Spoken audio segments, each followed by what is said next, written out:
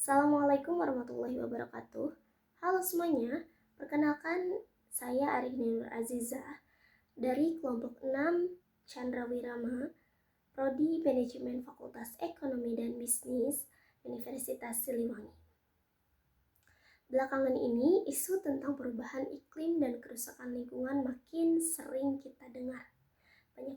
Banyaknya pencemaran, deforestasi, dan pemanasan global adalah akibat dari pembangunan ekonomi yang hanya fokus pada keuntungan tanpa memperhatikan keberlanjutan lingkungan.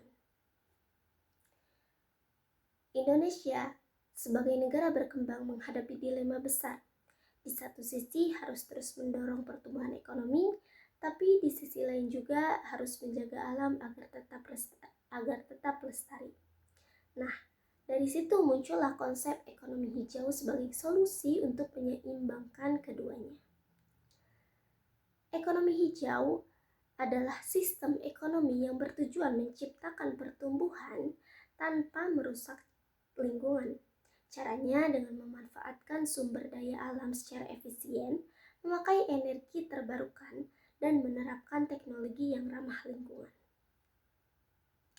Salah satu langkah nyata pemerintah menuju ekonomi hijau adalah dengan menerapkan perdagangan karbon dan pajak karbon. Dalam perdagangan karbon, perusahaan bisa menjual atau membeli hak emisi karbon.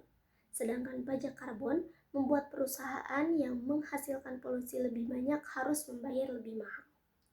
Tujuannya supaya industri terdorong untuk berinovasi dan mengurangi emisi gas rumah kaca. Kebijakan ini memang belum sempurna, masih banyak tantangan seperti kurangnya regulasi, penolakan dari industri lama, dan rendahnya kesadaran masyarakat. Tetapi kalau ditetapkan dengan konsisten, kebijakan ini bisa membuka lapangan kerja hijau baru dan bikin ekonomi Indonesia lebih berkelanjutan. Sayangnya, sampai sekarang masih banyak perusahaan besar yang menyebabkan kerusakan ekologis seperti pencemaran sungai dan perusakan hutan demi keuntungan. Karena itu, transisi ke ekonomi hijau penting banget untuk melindungi masyarakat dan lingkungan.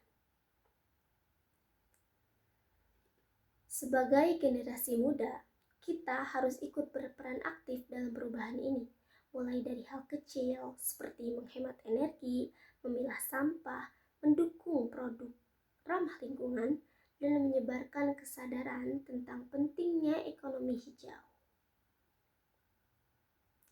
Kita semua bisa jadi bagian dari solusi, bukan penyebab masalah.